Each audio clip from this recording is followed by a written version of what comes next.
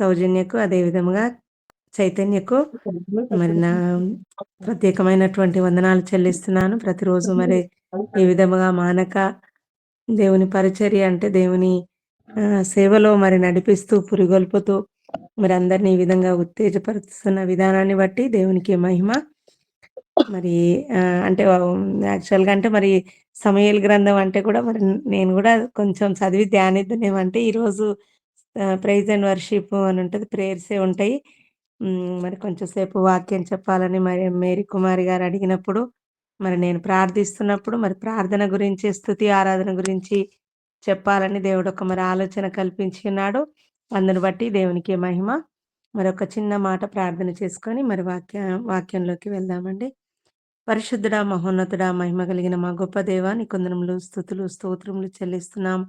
ఉదయకాలమున, ప్రాతకాల సమయమున మరి ఒకసారి నీ సన్నిధికి వచ్చుటకు నీవు చూపిన కృపకై వందనములు చెల్లిస్తున్నామయ్యా. నీ విలువైన, జీవము కలిగిన, సజీవమైన, సత్యమైన మాటలను తండ్రి ప్రభా నా నోటి ద్వారా పలికించి మీరు మహిమను పొందండి. మానవ స్వరమును మరుగుపరిచి మీ స్వరముతో మాట్లాడి తండ్రి నీ ఆత్మ నడిపింపు, నీ పరిశుద్ధ ఆత్మ శక్తిని అనుగ్రహించి ఘనత, మహిమ, ప్రభావములు మీరు పొందుకొనుమని మా ప్రభువును నీ ప్రియ కుమారుడునైన యేసుక్రీస్తు శ్రేష్టమైన నామంలో అతి మిక్కిలి వినయంతో వేడుకుంటున్నాము తండ్రి.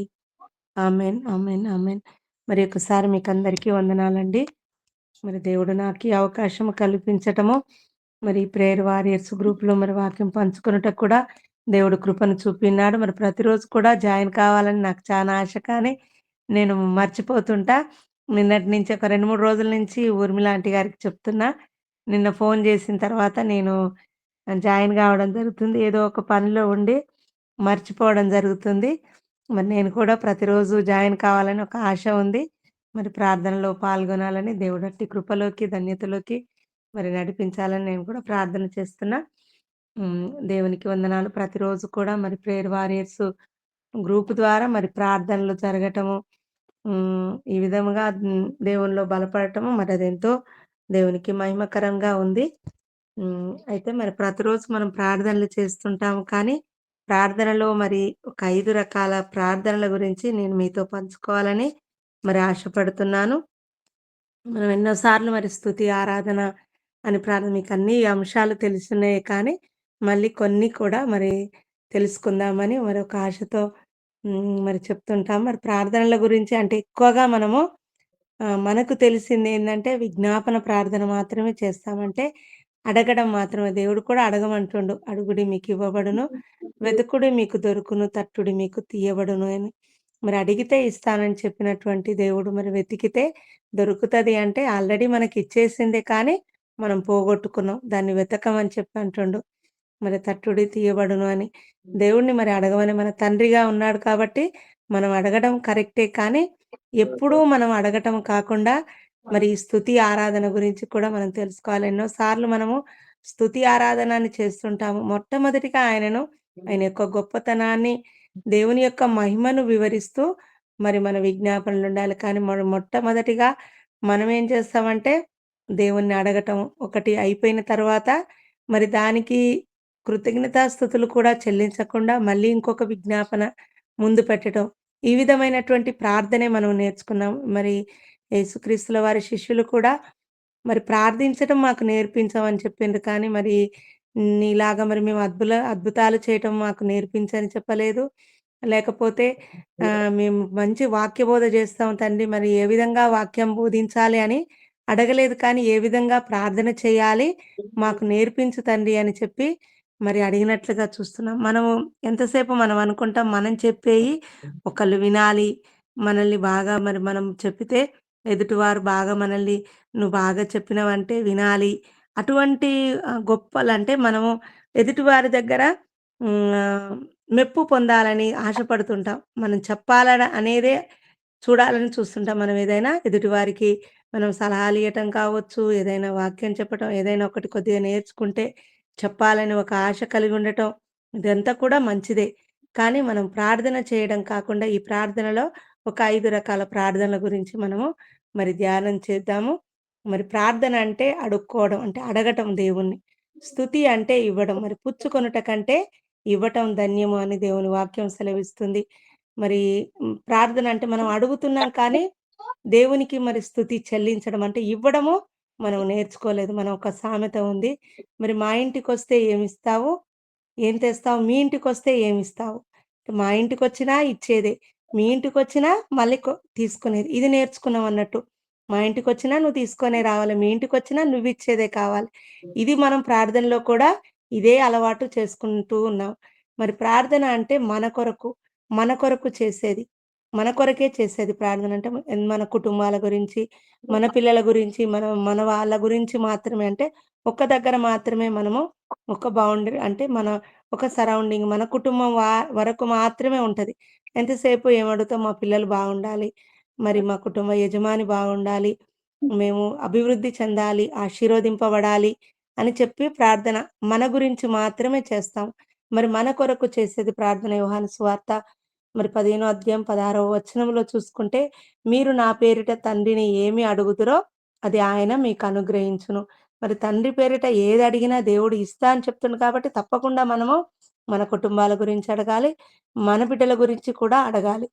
మరి హిజ్కియాని చూసుకుంటే రెండో రాజుల గ్రంథం 20 అధ్యాయం 1-6 వచనంలో చూస్తే అది అంటే ఆయన గురించి జేసుకుండు. అది మన గురించి మనము చేసేది హిజ్కియా తన గురించి తాను చేసుకున్నటువంటి ప్రార్థన.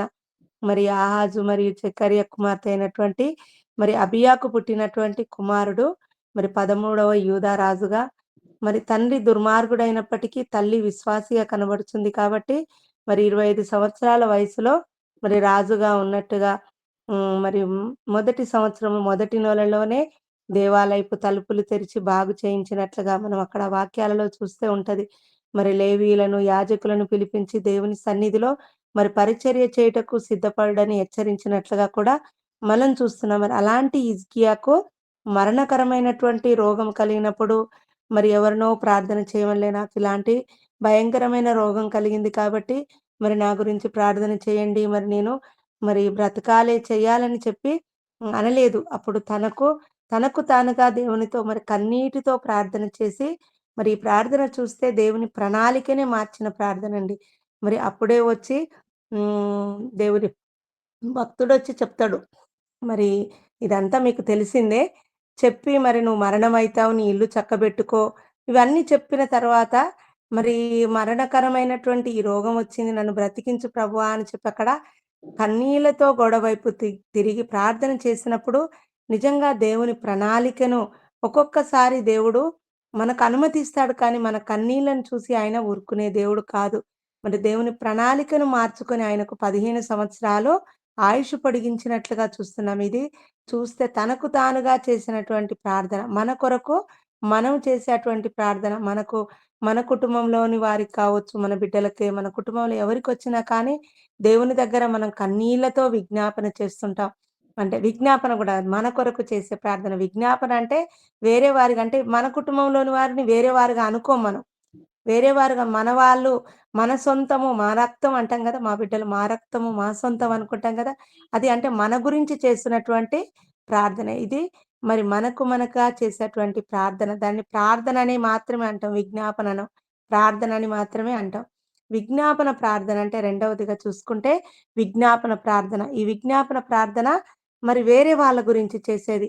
మరి క్రైస్తవులకు ఉన్నటువంటి గొప్పతనం ఏందంటే వేరే వాళ్ళ గురించి చేస్తుంటారు. విజ్ఞాపన చేస్తుంటారు. మరి వేరే వాళ్ళ గురించి హాస్పిటల్‌లో ఉన్న వాళ్ళ గురించి చేయవలసినటువంటి అవసరం మనకేం లేదు. కానీ ఐసీయూలో ఉన్న వారి గురించి అంటాము. మరి రక్షణ లేని వారి గురించి అంటాము. నీ బిడ్డలను హింసించే వారి గురించి మరి వాళ్ళకు ఏదో అయితే మనకేమి అవసరం లేదు. కానీ దేవుడు మనకు చెప్పినటువంటి మాట ఏందంటే మరి మొదటి తిమోతి పత్రికలో ఉంటది కదా!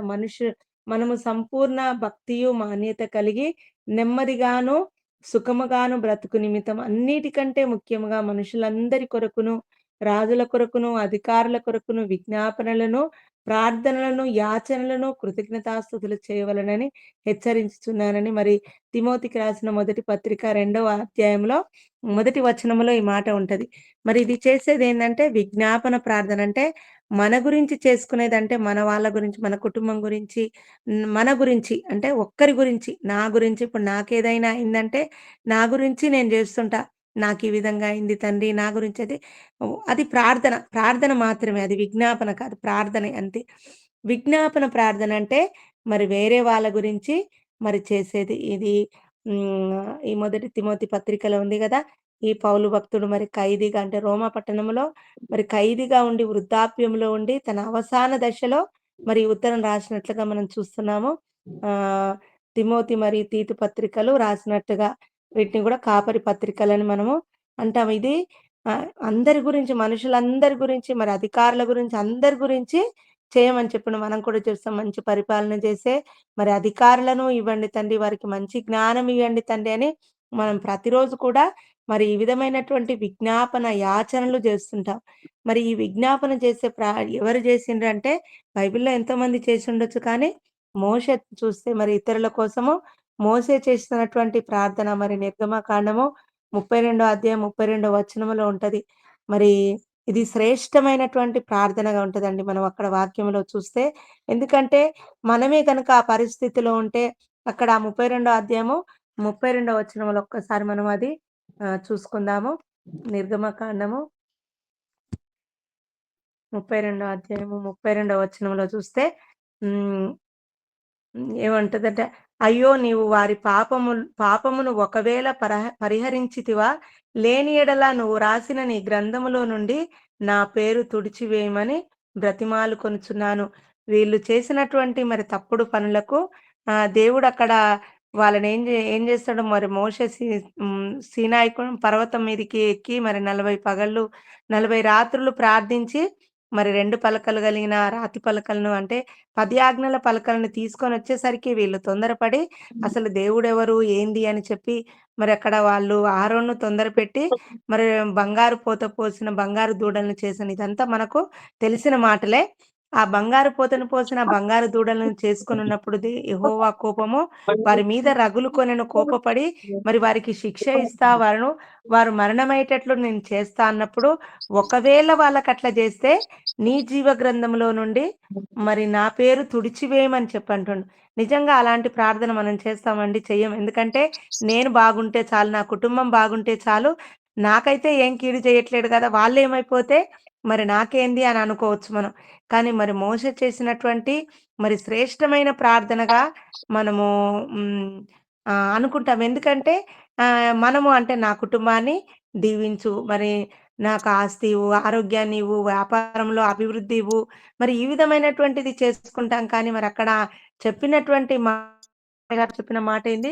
నీ జీవ గ్రంథంలో నుండి ఒకవేళ నువ్వు ఆ విధంగా చేస్తే, నీ జీవ గ్రంథంలో నుండి నా పేరు తుడిచివేయి అని చెప్పి అంటుండు. అంటే ఎంత భారం చూడండి. ఎంత భారం కలిగున్నాడో, అటువంటి శిక్ష మరి వారి మీదికి తీసుకొని రాకు తండ్రి అని చెప్పి. ఇది ఎవరి గురించంటే నిజంగా దేవునికి విరోధంగా చేసినట్లే మరి మోషేకు కూడా విరోధంగానే అప్పటికప్పుడు వాళ్ళు ఆగలేకుండా తొందరపడి మరి మాకొక దేవుడు కావాలి, మాకొక దేవత కావాలని చెప్పి ఒక విగ్రహాలను పెట్టుకొని చేసినట్లుగా ఉంటది. మరి చేసినప్పుడు దేవుడు కూడా అటువంటి శిక్ష ఎవరికైనా దేవుడిస్తే మనం కూడా చేస్తాము. క్రైస్తవ వ్యతిరేకులు ఎంతోమంది భయంకరమైనటువంటి మాటలు, దూషణ మాటలంటే మన ప్రార్థనలో మరి వాళ్ళని శిక్షించు తండ్రి, మరి వాళ్ళని చంపేయి తండ్రి అని మరెవ్వరు కూడా చెయ్యరు. వాళ్ళని మార్చు తండ్రి, వాళ్ళు నిన్ను తెలుసుకోవాలి. దేవుడు నిజంగా మనకు నేర్పినటువంటి ప్రార్థన. మరి ఆ విధంగా వేరే వాళ్ళ గురించి విజ్ఞాపన చేసేటువంటిది మరి ఈ విజ్ఞాపన ప్రార్థనగా మనం అనుకోవచ్చు. మూడవదిగా చూస్తే కృతజ్ఞతా ప్రార్థన.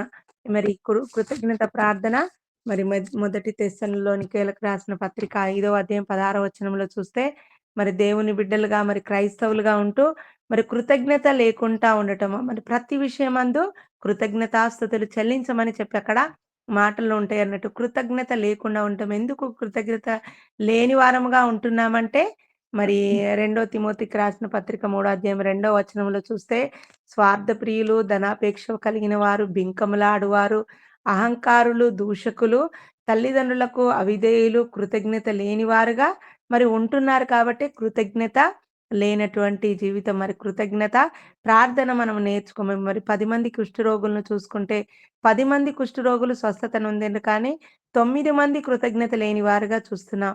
చేసిన మేలు మరిచిపోవటం. మరి ఒక్కడు మాత్రము తిరిగొస్తే దేవుడు అక్కడ అంటుండు, మిగిలిన 90 ఎక్కడ అంటుండు. నిజంగా ఆ లిస్ట్‌లో మనం కూడా ఉంటామేమో. దేవునికి కృతజ్ఞత చేయకుండా చేసినటువంటి మేలును మర్చిపోతాం. మర్చిపోయి మళ్ళీ అంటాము, మళ్ళీ ఇది కాలేదు కదా ప్రభు! ఆయన తగిన కాలమందు, తగిన సమయమందు ఇచ్చే దేవుడు. మనం అడిగిన వెంటనే మనం ఒక కోణంలోనే ఆలోచిస్తామండి. మన పిల్లల గురించి కూడా అనుకుంటాం. ఎంతో ప్రార్థన చేస్తాం. నిజంగా ఒక సహోదరి వాళ్ళ అబ్బాయి అంటే ఒక హిందూ అమ్మాయిని మరి లవ్ చేసిండు, పెళ్లి చేసుకుంటా అని చెప్పి, ఆమె లేకుంటే నేను బ్రతకనే బ్రతకను అని చెప్పి అంటుండంటే ఎంతో మరి బాధపడుతూ కన్నీళ్లతో ప్రార్థన చేస్తుంది.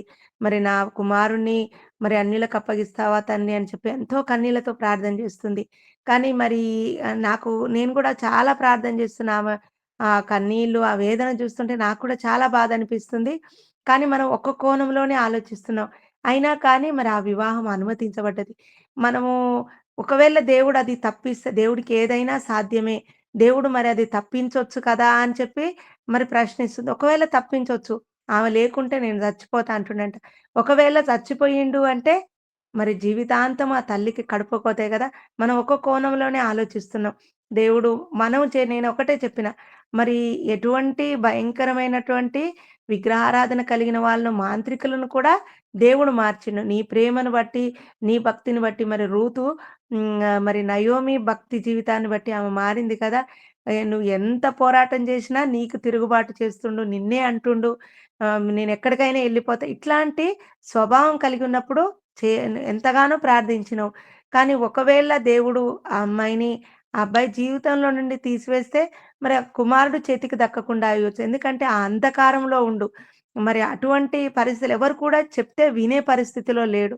మరి దేవుడు ఎందుకు ఈ విధంగా చేస్తుండు? ఎందుకు ఈ విధంగా చేస్తుండు? నేనెంత ప్రార్థన చేసినా ఇట్లా ఎందుకు ఈ విధంగా చేస్తుండు? ఎంతో మంచి ఉన్నత ఉద్యోగం ఇచ్చిండు. అన్నిట్లో ఆశీర్వదించిండు. మరి ఇచ్చినాటికి కృతజ్ఞత లేదు. కానీ ఒక్క విషయాన్ని పట్టుకొని మనం అంటాము, కృతజ్ఞత లేని జీవితం. దేవుడు నేనెంత ప్రార్థన చేసినా వినడు. దేవుడసలు నా మొర వినడు. నన్ను చూడట్లేడు. ఇలాంటి కృతజ్ఞత లేనటువంటి జీవితాలు కలిగి ఉంటున్నాం. నిజంగా ఆ తొమ్మండుగురులో మనం కూడా ఉన్నామేమో. ఆ తొమ్మండుగురు ఎక్కడ అంటుండు. నీకు నేను చేసిన మేలులకు ఎక్కడ నీ కృతజ్ఞత అని చెప్పి దేవుడు మనల్ని ప్రశ్నించే పరిస్థితిలో ఉండొద్దు. ప్రతి విషయంలోనూ మరి కృతజ్ఞతాస్తుతులు చెల్లించండి అని చెప్పి మరి తెస్సలోనికలు రాసిన పత్రికలో ఉంది. ఏదైనా ఉన్న స్థితిలో ఉన్నా, లేని స్థితిలో ఉన్నా గానీ ప్రతి విషయంలో కూడా కృతజ్ఞత కలిగినటువంటి జీవితము కలిగి ఉండాలని. మరి దావీదు కూడా చూస్తే మరి దేవునికి అంటే సాదృశ్యంగా ఉన్నాడు. మరి నాబాలు మనకు సాదృశ్యంగా ఉన్నట్లుగా చూస్తున్నాం. మరి భూమి మీద మరి జన్మించి ప్రకృతిని అనుభవిస్తున్నా కానీ, ఆయన ఊపిరి మనలో ఉంచినందుకు కృతజ్ఞతలు చెల్లించాలి. ఆయన సృష్టించినటువంటి భూమి మీద మనము జీవిస్తున్నామంటే, మనం సజీలముగా ఉన్నామంటే ఎంతోమంది పడుకున్న వాళ్ళు పడుకున్నట్టే మరి ఆరోగ్యంగా ఉండొచ్చు. అయ్యో! ఎంతోమంది మనం వార్తలు వింటున్నాం. నిన్న బాగుండే, నిన్న నాతో ఈ మాటలు మాట్లాడండి, ఎంతో ఆరోగ్యంగా ఉన్నారు. ఈ విధంగా జరిగిందా అని. మనము సజీవులముగా ఉన్నామంటే దేవుడు నాకేం చేసిండనేది కాదు. నేను బ్రతికున్నానంటే ఆయన చిత్తము, ఆయన ఉద్దేశ్యం, ఆయన ప్రణాళిక నా ఎడల ఏదో ఉంది. కాబట్టి నన్ను సజీవురాలుగా ప్రతిరోజండి, ప్రతిరోజు దేవుడు మనల్ని ఆయన కృప చొప్పున మాత్రమే మనము జీవిస్తున్నాం. మనం నీతి కాదు, మన భక్తి కాదు, మన విశ్వాస జీవితం కాదు. మేము ప్రతి క్షణము, ప్రతిరోజు మరి ఉదయం, సాయంత్రం ప్రార్థన చేస్తాం. ఎప్పుడూ స్తుతి నా నోట్లోనే ఉంటుంది కాబట్టి నేను బ్రతుకుతున్నాననేది కాదు. మరి మన నీతి మురికి గుడ్డల వలె ఉంది అని. మరి ఒక భక్తుడు చెప్తుండు, మురికి గుడ్డలంటే మనమేదో ఆహ్, మామూలు మనం మాసిన బట్టలు అనుకుంటాం. అది కాదంట. మరి మెన్సెస్ వచ్చినప్పుడు ఎంత మరి వాటిని మనము అసహ్యించుకుంటాం. ఆ మురికి గుడ్డలను తీసుకెళ్ళి ఎక్కడో పడేస్తాం. మరి అటువంటి అంత నీచమైనటువంటి మన నీతి, మన భక్తి అలాగుందన్నట్టు. మరి మనము అనుకుంటాము, దేవుడు మమ్మల్ని ఆశీర్వదిస్తుండు. వేరే వాళ్ళకొక కష్టం వచ్చినప్పుడు అనుకుంటుండు, వాళ్ళకి భక్తి లేదండి. వాళ్ళు దేవునిలో లేరు కాబట్టే వాళ్ళకలాంటివి మేమైతే ప్రతిరోజు కుటుంబ ప్రార్థన చేసుకుంటాము. మరి ప్రతిరోజు మేము ప్రార్థన చేసుకుంటున్నాం గాబట్టి మాకంతా కేవలము మరి ఆయన కృప చొప్పునే అండి. మన భక్తి కాదు, మన నీతి కాదు. కృతజ్ఞత కలిగి ప్రతి విషయంలో కూడా కృతజ్ఞత కలిగి ఉండాలని మరి మనకు దేవుడు వాక్యము మరి సెలవిస్తుంది. మరి 139 కీర్తనలో కూడా ఉంది.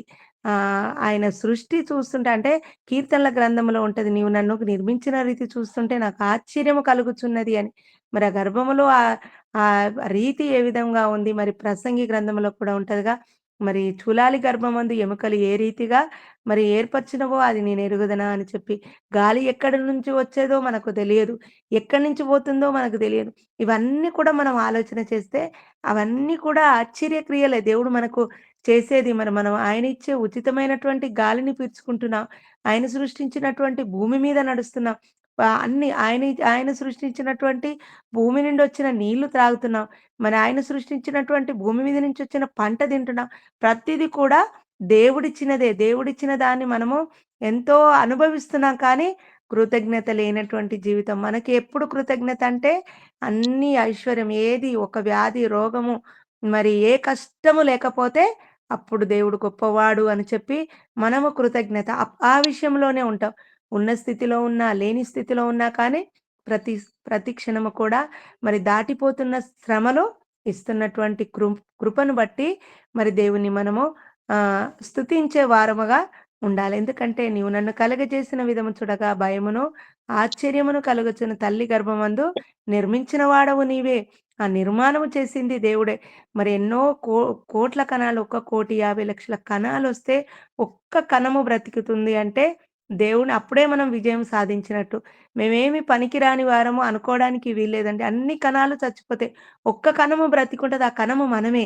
అంటే అప్పుడే మనము మరి పోరాడి గెలిచినట్టు, విజయం సాధించినట్టు దేవుడు మనల్ని బ్రతికించినాడంటేనే మనం అప్పుడే గొప్పవాళ్ళం మనము.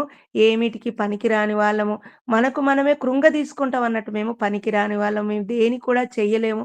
మేమేది సాధించలేము అని చెప్పి అనుకుంటాం. మరి పుట్టక ముందే దేవుడు మనల్ని విజయులుగా ఈ లోకానికి పంపించినటువంటి దేవుడు. కొంతమంది పుట్టగానే చనిపోయే వాళ్ళుంటారు.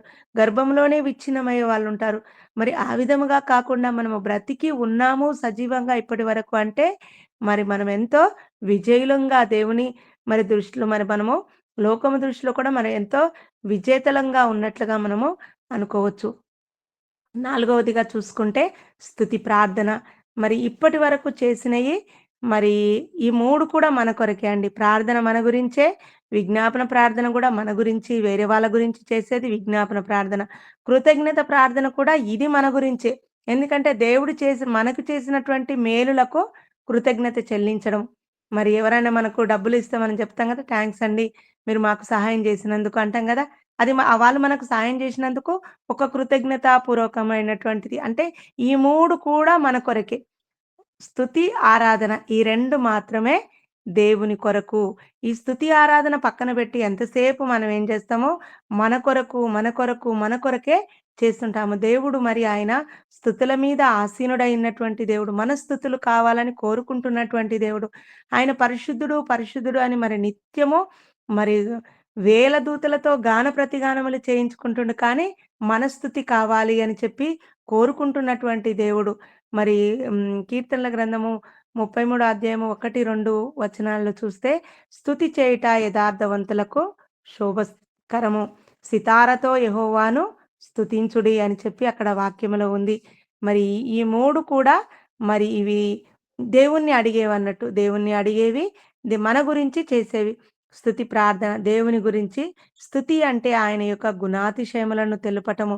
ఆయన ఏమై ఉన్నాడో దానిని బట్టి ఆయనను మరి హెచ్చించటము. దేవుణ్ణి పొగుడుతాం. మరి మనుషుల్ని కూడా పొగుడుతాం. మనకున్నటువంటి స్వభావం ఏందంటే మనుషుల్ని కూడా పొగుడుతాం. ఎవరైనా మనకు సహాయం చేసిండ్రనుకోండి ఏమంటాము? మీరు దేవునిలాగా సహాయం చేసిండ్రండి అంటాం. మీరెంత గొప్ప వాళ్ళండి అంటాం. మీరు చాలా మంచి వాళ్ళు అండి అంటాం. మరి మనుషులకు చేసేటువంటి స్తుతి కాదండి. మనుషులు ఈరోజు మంచిగా ఉంటారు. రేపు మారిపోతారు. ఎంతో మంచి వాళ్ళు ఈ మాటలు కూడా అంటుంటాం. ఇంతకుముందు చాలా మంచి వాళ్ళుండేయండి. చాలా మారిపోయినరాళ్ళంటాం. లేకపోతే మారిపోయినటువంటి మనుషులనంటాము. వాళ్ళు ఇంతకుముందు చాలా దుర్మార్గులుగా ఉండే కానీ, ఇప్పుడు చాలా మంచి వాళ్ళయ్యిండ్రు. మరి ఈ విధంగా మనుషుల యొక్క స్వభావాలు, మనుషుల యొక్క గుణగణాలు మారతాయి కానీ, మారని దేవుడు, మార్పు లేని దేవుడు ఎప్పుడు కూడా ఆయన ఏకరీతిగా ఉన్న దేవుడు. నిన్న, నేడు, రేపు నిరంతరము కూడా ఏకరీతిగా ఉన్నాడు. మరి ఈరోజు మనమేదో చెడిపోయినామని మరి ఆయన మారే దేవుడు కాదు. ఆయన నిరంతరము కూడా దినమెల్లా కూడా ఆయన చేతులు చాపి మన కొరకు చూసి అటువంటి దేవుడు. మరి ఆయన నిరంతరము స్తోత్రార్హుడు అని చెప్పి ఒక గంటో, గడియో మరి ఆయన స్తోత్రార్హుడు కాదండి. నిరంతరము కూడా ఆయన స్తోత్రార్హుడు. నిరంతరము అంటే మనం నైట్ పడుకున్న తర్వాత మరి వేరే వేరే దేశాల్లో మరి అప్పుడు తెల్లారుతుంటది. వాళ్ళు స్తుతిస్తారు. అంటే ఎప్పుడు కూడా ఆయన స్తుతుల మీద ఆసీనుడే. మనం పండుకున్న తర్వాత ఎవరు స్తుతిస్తారు ఆయనని మనం అనుకోవచ్చు. కానీ దేవుడు కాలాలు చూడండి, కాలములు, సమయములు ఆయన ఆధీనములో పెట్టుకున్నటువంటి దేవుడు. ఇక్కడ రాత్రి అయిందంటే వేరే దేశాలలో తెల్లవారుతది. అప్పుడు అక్కడ స్తుతింపబడతాడు. అప్పుడు ఆయన కొనియాడబడతాడు. అందుకే ఆయన నిరంతరము కూడా ఆయన స్తోత్రార్హుడైనటువంటి దేవుడు. మరి అనుదినము కూడా నేను నిన్ను స్తుతించెదను. నిత్యము నీ నామమును స్తుతించెదనని దావీదు భక్తుడు అనుదినము, నిత్యము కూడా మరి ఆయన స్తుతులకు పాత్రుడు కాబట్టి మరి ఆయనకు అంటే మన జీవఫలం కూడా ఆయనకు కోరుకుంటుండు. మన జీవఫలము అంటే మన నాలుకతోటి, మన హృదయాంతరంగంలో నుండి మరి ఆ స్తుతి అనేది రావాలి. ఏదో 2 మాటలు అనుకోని ఏదో స్తుతి బుక్‌లో ఉన్నయుండి అది నువ్వు గొప్ప దేవుడవండి. మనం మాటలు ఎన్నైనా అనొచ్చు. మరి మీరు మనుషుల్ని అంటున్నాం గదా! మనుషుల్ని పొగుడుతాం గదా! వాళ్ళ మీద కోపం ఉన్నా గాని, వాళ్ళు జేసిన దానికి మనము మరి హృదయంలో ఒకటి, బయటికి ఒకటి మరి ఉంటూ ఉంటది కాబట్టి, మన కోపం ఎట్లా ఉండాలంటే, మరి హృదయంలో ఉండొద్దు. బయట మన మాటలోనే ఉండాలి. మరి మన కోపము, మన ప్రేమ ఎట్లా ఉండాలంటే, మన హృదయంలో ఉండాలి ప్రేమ, మాటలో ఉండాలి. మరి మనమేం జేస్తామో, కోపము మనసులో బెట్టుకుంటామో, ప్రేమ మాత్రం బయటికి. పెదవులతో మాత్రం ప్రేమ నటిస్తుంటాం. అది మనుషులకు చేసేది. మరి దేవుని దగ్గర కూడా మనము కొన్ని మాటలు నేర్చుకొని, అదే పదే పదే మనం అంటుంటాం. నువ్వు మరి గొప్ప దేవుడవండి. అంటే దేవుడిని పొగడాలి. కానీ ఎట్లా అంటే మన హృదయాంతరంగంలో నుండి రావాలి. నిజంగా కృతజ్ఞత, నిజంగా ఆయన స్తుతి ఎంత అంటే ఆయన ఏమైయున్నాడో దానిని బట్టి మాత్రమే మరి ఆయనని హెచ్చించాలి. ఆయనను పొగడాలి. మరి అలాంటి ఇదేందంటే మరి ఎందుకు దేవుని స్తుతించాలంటే దేవుని యొక్క మహత్యమును బట్టి, ఆయన యొక్క ప్రభావమును బట్టి, ఆయన యొక్క పరిశుద్ధతను బట్టి, ఆయన యొక్క శక్తిని బట్టి, మరి ఆయన చేసినటువంటి ఉపకారములను బట్టి, ఆయన యొక్క అద్భుత కార్యములను బట్టి ఆయనను స్తుతించాలి. నిజంగా ఇలాంటి గొప్ప కార్యాలు చేసేవాళ్ళు ఎవరు లేరు తండ్రి ఈ లోకంలో. నీవు మాత్రమే మరి స్తుతులకు పాత్రుడవు. నిన్ను మాత్రమే నేను స్తుతిస్తా. మరి నిజంగా ఆ స్తుతి మన హృదయంలో నుండి వచ్చిందంటే మనకు కన్నీళ్ళొస్తాయి. నిజంగా నేను ఎంత నాలో ఏ మంచి ఉందని తండ్రి మరి నన్ను ఈ విధంగా నువ్వెంత గొప్ప దేవుడవని చెప్పి, ఆ గొప్పతనము మరి ఆయన యెహోవా ఉత్తముడని రుచి చూచి తెలుసుకొనుడి అని చెప్పి వాక్యములో ఎందుకుంది? ఆయన యొక్క గొప్పతనము మనం రుచి చూస్తేనే తెలుస్తది. ఏదైనా మనము అది బాగుంది అని చెప్తే బాగుందంట అంటాం. అదే మనం రుచి చూస్తే తేనెను మనం చూస్తే మరి తేనె బావుంటది అని చెప్తాం. అదే తినకుండా చేస్తే బావుంటదంట అంటాం. హైదరాబాద్ బిర్యానీ బావుంటదంట అంటాం. అదే మనం ఎళ్లి చూసినామనుకోండి, తిన్నామనుకోండి బావుంటది అని చెప్తాం. మరి మనం ఆయనను అనుభవిస్తే మాత్రమే మన స్తుతి ఎట్లా ఉంటదంటే బావుంటదంట అన్నట్టే ఉంటది. ఎందుకంటే నువ్వు గొప్ప దేవుడవు. అది మనం ఏదో పెదవులతో మాత్రమే.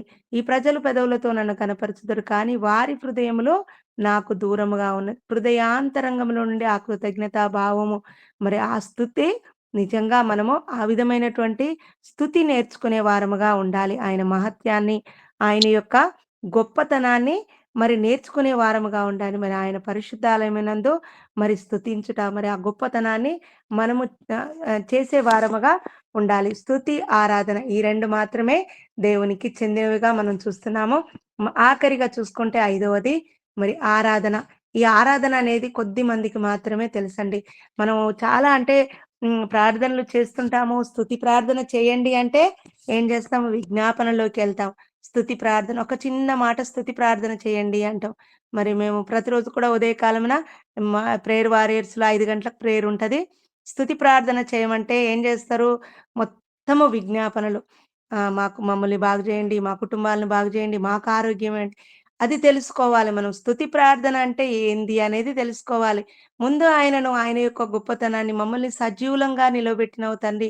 నువ్వెంత మహాత్యము కలిగిన దేవుడో, ఎంత గొప్ప దేవుడో, మాలో ఏ నీతి ఉందని మమ్మలను బ్రతికించినవు అని ఒక్క చిన్న మాట పెద్ద ప్రార్థన చేయాల్సిన పని లేదండి. మనకున్నటువంటిది ఏందంటే పెద్ద ప్రార్థన చేస్తే గొప్పవాళ్ళు ఈళ్ళు బాగా ప్రార్థన చేసిండ్రు అనుకుంటాం.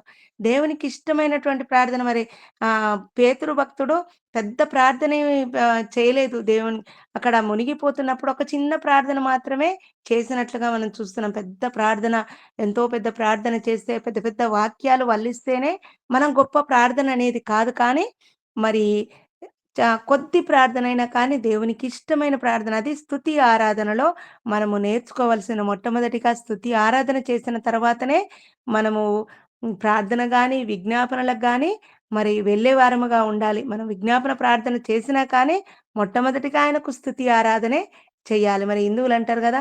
మేము పూజ చేసినాము అంటారు. హారతి ఇచ్చినామంటారు. ఏదో చేసినామంటారు. కానీ మరి వాళ్ళు అడిగేదేం లేదు. మొక్కుకుంటారంతే. కానీ మనము ప్రార్థన దేవుని మొట్టమొదటిగా ఆయనను తృప్తిపరుస్తాము. నువ్వు గొప్ప దేవుడవని చెప్పి ఏదో అంటే పెదవులతో కాదు కానీ మన హృదయాంతరంగంలో ఉండి ఆయన గొప్ప దేవుడని మనము రుచి చూచి తెలుసుకున్నాం కాబట్టి ఆయన యొక్క ఔన్నత్యము, ఆయన యొక్క గొప్పతనము, ఆయన యొక్క గుణాతిశయములను మరి పొగుడుతూ మనం ప్రార్థన చేసిన తర్వాతనే మన విజ్ఞాపనలోకి వెళ్ళేవారముగా ఉండాలి. మరి ఈ ఆరాధన అనేది మరి యెషయా గ్రంథంలో చూస్తే 6 అధ్యాయం 3 వచనంలో చూస్తే అక్కడ దేవుని యొక్క ప్రత్యక్షత కనిపించినప్పుడు మరి మనమైతే మరి ఎంతో వ వ వెంటనే చెప్తాము దేవుడు మాకు కనిపించిండు, గొప్ప దేవుడు అది ఇదని. కానీ అక్కడ ఆయన యెషయా భక్తుడు చాలా గొప్ప భక్తుడుగా ఉన్నాడు. కానీ అక్కడ ఆయన అంటున్నటువంటి మాట ఏందంటే, మరి నేను అపవిత్రమైన పెదవులు కలవాడను, అపవిత్రమైన జనుల మధ్యలో నేను నివాసము చేస్తున్నాను. మరి నీ అగ్నితో నా పెదవులను కాల్చుము అని చెప్తుండు. మరి ఎంతో భక్తి కలిగినటువంటి యెషయా భక్తుడే అలాంటి ప్రార్థన చేస్తుంటే, మనం బయటికెళ్ళినమంటే మన మాటలు కావచ్చు, ఎదుటి వాళ్ళు పక్క వాళ్ళ మాటలు, మన మాటలు మరి ఏ విధంగా ఉంటున్నాయి అనేది మనము చూసుకోవాలి. మరి ఆత్మతో, సత్యముతో మరి ఆరాధించాలి. హృదయాంతరంగాల నుండి మరి రావాలి. మత్తయి సువార్త 15 అధ్యాయము 9 వచనంలో ఇదే మాట ఉంటది కదా! పెదవులతో నన్ను ఘనపరచుదురు కానీ వారి హృదయములు నాకు దూరముగా ఉన్నది. మరి ఆరాధన అంటే ఆయనకు సాగిలపడడము, ఆయన పాదాలు పట్టుకున్నంత అనుభూతి పొందడం. ఎప్పుడైనా మరి మనం అనుభవిస్తాం అటువంటిది. మనం నిజంగా దేవుని దగ్గర ప్రార్థిస్తుంటే ఆయన ఒళ్ళో తలబెట్టుకున్నట్టుగా, ఆయన పాదాలు పట్టుకున్నట్టుగా మనం అలాంటిది మనం అనుభవిస్తాం అన్నట్టు. నిజంగా దేవుడు నా దగ్గర ఉండు. ఆయన పాదాలు పట్టుకొని నేను ప్రార్థన చేస్తున్నా అని మనకు దుఃఖం వచ్చినప్పుడు ఆయన ఒళ్ళో మన తల పెట్టుకొని ఏడుస్తున్నట్టుగా ఆయనను పట్టుకొని ఒక తల్లిని పట్టుకొని ఒక కుమారుడు, కుమార్తె ఏ విధముగా ఒక తండ్రిని పట్టుకొని ఒక కుమారుడు, కుమార్తె ఏ విధముగా రోదిస్తదో అలాంటి అనుభూతి మనమందరం కూడా ఎప్పుడో ఒకసారి తప్పకుండా పొందుతాం. అలాంటిది మనకు మరి అలాంటిది ఇక్కడ ఆ అనుభూతి పొందడము మరి ఆయన ఆరాధన అంటే ఆయన యొక్క గొప్పతనాన్ని చూసి మరి ముగ్ధులవ్వడం. ఆయన పరిశుద్ధుడు. ఆయన వంటి వారు ఎవరూ లేరని మరి పాపము లేనివాడు. ఆయనకు సాగిలపడడు. మరి ఈ ఆరాధన క్రమము ఎవరికి తెలుసంటే జ్ఞానులకు తెలుసు. ఒక చిన్న బాలుని దగ్గరికొచ్చి సాగిలపడ్డట్టుగా చూస్తున్నాము. అదే విధముగా ఆయన మరి ఆహ్, పాపాత్మురాలైనటువంటి స్త్రీకి కూడా ఆయన యొక్క గొప్పతనము తెలిసి మరి వెళ్ళి ఆ స్త్రీ యొక్క మాటను పట్టి అనేకులు విశ్వాసముంచిరి అని చెప్పి ఆయన యొక్క గొప్పతనం తెలుసుకుంది. మెస్సీయను నేను చూసాను. మెస్సీయను నేను కనుగొన్నాను. మరి అని చెప్పి వెళ్ళి మరి ఇంకా ఆ గ్రామంలోని ఉన్న వారందరిని ఒక వేశ్యగా ఉన్నటువంటి ఆమె మరి అట్లా ఆ విధముగా ఉన్నటువంటి ఆ సమరయ స్త్రీ మరి తీసుకొని వచ్చినట్లుగా చూస్తున్నాం. పాపాత్మురాలైనటువంటి స్త్రీని కూడా చూస్తే ఆయన పాదాలు కడిగి తల వెంట్రుకలతో తూడ్చినట్లుగా నిజంగా అలాంటి అనుభూతి మనము పొందే వారముగా ఉండాలి. మరి మొట్టమొదటిగా ఆరాధన అనేది ఎక్కడొచ్చిందంటే మరి అబ్రహాము తీసుకొని వెళ్ళి మరి తన కుమారుడిని తీసుకొని వెళ్ళినప్పుడు మరి అక్కడ మ్రొక్కి అనే మాట ఉంది. అక్కడ బలి ఇవ్వడానికి మ్రొక్కినట్లుగా మనం వాక్యంలో చూస్తున్నాము. ఆ వాక్యం చదువుకుంటే అక్కడనే ఉండుడి. నేను ఈ చిన్నవాడిని అక్కడికి వెళ్ళి దేవునికి మొక్కి మరలా మీ యొద్దకు వచ్చేదనని చెప్పి, మరక్కడ మొక్కినట్లుగా ఒక బలి ఇయ్యడానికి పొయ్యి, అక్కడ మొక్కినట్లుగా చూస్తున్నాం. మన యొక్క మొక్కుబడులు ఎట్లుంటాయంటే, మరి కండిషన్ ఉంటది. నీవు నాకిది చేస్తే, నేను నీకు కానుక ఇస్తా. మరి నాకిది చేస్తే మరక్కడ ఆ విధంగా లేదండి. మరి తనలో ఉన్నటువంటి విగ్రహం నిజంగా ఎన్ని ఏళ్ల తర్వాత పుట్టిన కుమారుడంటే ఎంత గారాబంగా పెంచుకుండో. మరి నిజంగా మరి ఇసాకు, అబ్రహాం గారి మరి హృదయంలో ఒక విగ్రహంగా మారిపోయిండేమో. ఇక నాకు ఈ కుమారుడు తప్పితే ఎవరు లేరు అనేదానికెళ్ళిండేమో. నీ ఒక్కగానొక్క కుమారుడిని తీసుకొని రమ్మనన్నాడు. అన్నప్పుడు మనమైతే ఇన్ని రోజులకు ఇయ్యకుంటున్నా బాగుండు ప్రభువా! నువ్వు ఇచ్చినవు మళ్ళీ నీకియ్యమనంటూ ఎక్కడ కూడా మరి ఈ మాట మాట్లాడకుండా ఎళ్లి ఎంతో బాధ ఉండొచ్చు, ఎంతో వేదన ఉండొచ్చు. కానీ అక్కడ ఎళ్లి మొక్కిండు అని చెప్పానంటాడు. తన కుమారుడిని మరి ఇవ్వడానికి మరి గుండెల్లో ఉన్నటువంటి మరి విగ్రహముగా ఒక భర్త, భార్య విగ్రహంగా ఉండకపోవచ్చు. కానీ కుమారులు మాత్రం మనకు విగ్రహంగా ఉంటారండి. ఎందుకంటే దేవుని కంటే ఎక్కువగా మనం ప్రేమిస్తాం. మరి నా బిడ్డలు, నా బిడ్డలు, నా పిల్లలు, నా పిల్లల లాంటోళ్ళు లేరు. నా పిల్లల లాంటి బుద్ధిమంతులు లేరండి. నా పిల్లల లాంటి జ్ఞానవంతులు లేరండి. నా పిల్లల్ని మించిన వాళ్ళు లేరు అని చెప్పి దేవుని కంటే ఎక్కువగా ఒక విగ్రహముగా పెట్టుకుంటాం. ఒక భర్తకు భార్య విగ్రహంగా ఉండకపోవచ్చు. ఒక భార్యకు భర్త విగ్రహంగా ఉండకపోవచ్చు. కానీ బిడ్డలను మాత్రం విగ్రహంగా మనము దేవుని కంటే ఎక్కువగా ఏదైతే చేస్తామో అది మనకు విగ్రహమే. మరి అన్యులు కూడా అన్యుల విగ్రహాలు కనిపిస్తాయి కానీ మన విగ్రహాలు కనిపించవు. మరి దేవుడి కంటే ఎక్కువగా మనం విగ్రహాలను పెట్టుకొని మరి అది అందం కావచ్చు, మరి అందలం కావచ్చు, ఎక్కువ ఉన్నత స్థానం కావాలని ఇప్పుడు సంఘంలో కూడా చూస్తాంగా నాకు ఇది ఇస్తే బాగుండు, నాకు ఈ పోస్ట్ ఇస్తే బాగుండు, దేవుని సేవ కంటే ఎక్కువ మనం ఏం చేస్తామంటే అందలం కావాలి.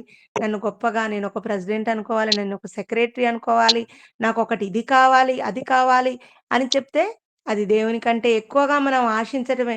నిజంగా ఆయన చిత్తంలో ఉంటే ఆయన తీసుకొని వెళ్తూనే ఉంటాడు ముందుకు.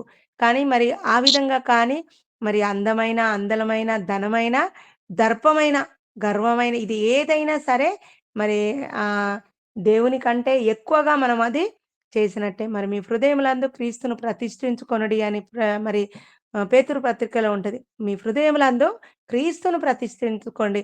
దేవుని మనం ప్రతిష్ఠించుకొని మరి ఆయనకు మాత్రమే మనము ఆరాధన చేసే వారముగా ఉండాలి. మరి సమాధానకర్త నీవు నాకు సమాధానం ఇచ్చావు. ఇది ఆరాధన. నువ్వు సమాధానకర్తవు. నువ్వు నాకు సమాధానం ఇచ్చినవు. మరి ఆలోచనకర్తవు. నాకు ఆలోచన చెప్పావు. ఇది ఆరాధన. నువ్వు గొప్ప దేవుడవు తండ్రి నాకు అది చేశావని చెప్పి మనం అడగాలి. కానీ విజ్ఞాపనలు మనం మన స్తుతి ఆరాధనలో వి ఇవ్వండి అని వచ్చిందంటేనే అది విజ్ఞాపన. మాకివ్వండి, మాకివ్వండి, ఇవ్వండి అనే మాట రాకుండా మొట్టమొదటిగా ఆయన నువ్వు సమాధానకర్తవు. నాకు సమాధానం ఇచ్చావు. నా హ్మ్. కుటుంబంలో సమాధానం ఇచ్చావు. నువ్వు ఆలోచనకర్తవు. నాకు ఆలోచన ఇచ్చావు. నువ్వు పరిశుద్ధుడవు. నాకు పరిశుద్ధ జీవితాన్నిచ్చావు అని చెప్పి మనం ఆ విధముగా దేవుని యొక్క మరి గొప్పతనాన్ని, ఆయన యొక్క మహాత్యమును, మరి అధిక స్తోత్రమును అందదగినవాడు కాబట్టి, ఆ విధముగా ఆయన మహాప్రభావములు గలవాడు కాబట్టి, ఆయన ఆశ్చర్య కార్యాలన్నిటిని గురించి కూడా మనము వివరించాలి. మనం ప్రార్థన చేస్తున్నప్పుడు ఎదుటి వారికి కూడా ఆ స్తుతి ఆరాధన చేస్తే నిజంగా దేవుడు తెలియని వారికి కూడా ఇంత గొప్పవాడా దేవుడు! స్తుతి ఆరాధన అంటే ఈ విధంగా ఆయన యొక్క గొప్పతనం ఇంత ఇదిగా ఉందా అన్నట్టుగా నువ్వు నాకు ఈ విధంగా చేశావు తండ్రి నీకు మరి స్తుతులు, స్తోత్రాలని మనము చెల్లించే వారముగా ఉండాలి. మరి యెహోవా యందు భయభక్తులు కలవారు మరి ఒకరితో ఒకరు మరి మాట్లాడుచుండగా యెహోవా చెవియొగ్గి ఆలకించుచున్నాడు. మన మాటలు కావచ్చు ఏ అయినా కానీ దేవుని మాటలే మరి ఉండేదిగా ఉండాలి. మనం ఎక్కువగా దేవునిలో గడుపుతున్నప్పుడు చూడండి మనం ఎవరితోటన్నా మాట్లాడితే మరి ఎక్కువగా మనం దేవునిలో ఉంటున్నాం కాబట్టి అన్యులకైనా మనం చెప్తాం. మాకు బైబిల్‌లో ఈ విధంగా ఉంది. మరి దేవుని మాటలు ఈ విధంగా ఉన్నాయి. పూర్వమైతే మనం ఏమనుకునేది అప్పుడు అక్కడ జరిగింది. ఆ సంఘటన జరిగింది. కానీ మనం ప్రతి మాటకు కూడా దేవుని వాక్యాన్ని జోడీ చేస్తున్నాం. బైబిల్‌లో ఈ విధంగా ఉంది. మాకు దేవుడు ఈ విధంగా చెప్పిండు. ఇదే సువార్త. ఇదే మనము దేవుని గురించి ప్రకటించేది. దేవుని వాక్యం ఈ విధంగా ఉంది. ఎందుకంటే మనము దేవుని వాక్యాన్ని ధ్యానిస్తున్నాం కాబట్టి, ఆ విధంగా ఉండాలి. ఆయనను స్తుతించినప్పుడు మరి ఆహ్, మనము నోటి మాటలతో కాకుండా హృదయాంతరంగంలో నుండి వచ్చే స్తుతి, ఆరాధన మరి ఆయనకు మరి ఇష్టమైనటువంటి ఆరాధనగా ఉంటది కాబట్టి, అలాంటి స్తుతి, ఆరాధన మనం కూడా నేర్చుకునే వారముగా, మనం కూడా చేసే వారముగా మనం ఉండాలి. మనం ఏడుస్తున్నప్పుడు మరి ఊరికనే రాదండి. మనం ఏడుస్తుంటే మన అవయవాలన్నిటి కూడా కదలిక ఒట్టిగనే మరి మనకు తెలియని వాళ్ళ దగ్గరికి వెళ్లి ఆళ్ళ దగ్గర ఎవరన్నా చనిపోయిండనుకోండి చూసొస్తాం. కానీ ఏడుస్తామా? ఏడవం. అదే వాళ్ళ గురించి చెప్పుకుంటూ ఏడుస్తుండనుకోండి మనకు ఆటోమేటిక్‌గా దుఃఖం వస్తది. వాళ్ళు మనకేమన్నా ప్రేమ చూపిస్తే మనకు అనిపిస్తది. అయ్యో! నాకు వాళ్ళు చాలా ప్రేమించేవాళ్ళు, చాలా బాగా చూసేది నేను వాళ్ళ ఇంటికెళ్తే నన్నెంతో అనేది మనకది గుర్తొచ్చి మనకా కన్నీళ్ళొస్తాయి. కానీ అది మనకు వాళ్ళ గురించి తెలియకుండా ఉన్నప్పుడు మరి ఆ ఆరాధనా భావం రాదు. కొంతమంది హీరోలను చూస్తే వాళ్ళు ఏమి చెయ్యరు. పిల్లలేం జేస్తారు? వాళ్ళ గురించి మేమేం చేస్తాం, మేము బ్లడ్ ఇస్తాం అంటారు. వాళ్ళ గురించి చచ్చిపోయే వాళ్ళు కూడా ఉండ్రు. ఎందుకు వాళ్ళేమన్నా వీళ్ళకి మేలు చేస్తుండ్రా? ఏం చేయలే. వాళ్ళ హృదయంలో వాళ్ళని ఆరాధనగా పెట్టుకుండ్రు. వాళ్ళని ప్రతిష్ఠించుకున్నారన్నట. ఆ హీరోనో, హీరోయినో లేకపోతే ఒక క్రికెట్ ఆడే వాళ్ళనో వాళ్ళొచ్చి మన దగ్గరికి ఏం మాట్లాడరు. మనకేమి సహాయం చేసేవాళ్ళు కూడా కాదు. కానీ వాళ్ళది వాళ్ళనొక ఆరాధన భావంతో చూస్తుంటాం. ఎందుకంటే వాళ్ళు బాగా ఆడతారు, వాళ్ళు బాగున్నారు అని చెప్పి మనం వాళ్ళ గురించి ఏం తెలవదు. వాళ్ళ మంచితనం తెలవదు. వాళ్ళు ఏం చేసేది తెలవదు కానీ ఒక యాక్షన్ చేసేదాన్ని బట్టి, వాళ్ళు ఆడేదాన్ని బట్టి మాత్రమే మరి ఆ విధముగా వాళ్ళను హృదయాలలో పెట్టుకొని ఏమైనా ప్రాణాలు పోగొట్టుకున్న వాళ్ళు కూడా ఉండండి. కొంతమంది క్రికెటర్ వాళ్ళ గురించి బెట్టింగ్ చేస్తారు. అంటే నేను ఆయన గెలవకపోతే నా ప్రాణాలన్నీ ఇస్తామంటే కొన్ని లక్షలు నష్టపోయే వాళ్ళు కూడా ఉన్నారు. ఎందుకు వాళ్ళేమి సహాయం చేసేవాళ్ళు కాదు. కానీ ఆ విధమైనటువంటి ఆరాధనా భావం కలిగి ఉంటారు. ఒక మనుషుల గురించే. దేవుడు మరి ప్రతిరోజు కూడా మనల్ని కాపాడుతూ, మరి ఆయన రక్షించగలిగినటువంటి సమర్థుడు. మరి రక్షించకపోయినా కానీ మరి ఆహ్, వీళ్ళు దానియేలు వాళ్ళు ఉంటారు గదా! షడ్రక్, మెషక్, అబేద్నెగోలు రక్షించకపోయినా కానీ మరి మా దేవుడినే మేము పూజిస్తాము. మా దేవుడైన యెహోవాను మేము పూజిస్తాము. మరి ఏమి చెయ్యకపోయినా కానీ మేము పూజిస్తామని చెప్తాడు. ఏమి చేసినా చెయ్యకపోయినా మేము ఆయనను ఆరాధిస్తాము. మేము పూజిస్తామని చెప్పి మరి షడ్రక్, మెషక్, అబేద్నెగోలు వాళ్ళు చెప్పినట్లుగా మనం కూడా అలాంటి ఆరాధన, అలాంటి స్తుతి మనం కూడా చేయాలి. నేనేమి చేయగలను తండ్రి? నీ రక్షణ పాత్రను చేతబుట్టుకొని ఏమి చేయగలను తండ్రి అంటాం. ఎందుకు చేయలేం? మనం కూడా చేయగలం. నీ రక్షణ పాత్రను చేతబుచ్చుకొని మాత్రమే మేము రాగలుగుతున్నాం. మరి మనము దేవుని దగ్గర ఆ స్తుతి, ఆరాధన నేర్చుకున్నప్పుడు మరి ఆయన యొక్క గొప్పతనాన్ని, ఆయన యొక్క ఔన్నత్యాన్ని కొనియాడుతూ మన స్తుతి ప్రార్థన అంటే స్తుతి ప్రార్థనే చేయాలండి. స్తుతి ప్రార్థన మరి విజ్ఞాపన ప్రార్థనలో కూడా దేవుణ్ణి కొనియాడి పొగిడిన తరువాత మన విజ్ఞాపనలో ఆయన ముందు పెట్టాలి. కానీ మనం ఒక చిన్న స్తుతి ప్రార్థన చేయమన్నప్పుడు మరి మాకు ఆరోగ్యం ఇయ్యి, మాకదియ్యి, మాకిదియ్యి అనేది దేవుణ్ణి ఎప్పుడు మనం అది కోరుకునే వారముగా కాకుండా దేవుని స్తుతించి గనపరిచే మరి ఆ కృపలోకి, ఆ ధన్యతలోకి మనం నడిపించబడే వారముగా ఉందాం. ఈ కొద్ది మాటలు దేవుడు మన వినికిడిలో దీవించబడును గాక. సమయం ఎక్కువైతే దయతో క్షమించండి. దేవుని నామానికి వందనాలు చెల్లిస్తున్నాను. అవకాశం ఇచ్చిన వారికి మరి ఒకసారి వందనాలు చెల్లించుకుంటూ మరి సమయాన్ని అప్పగిస్తున్నాను.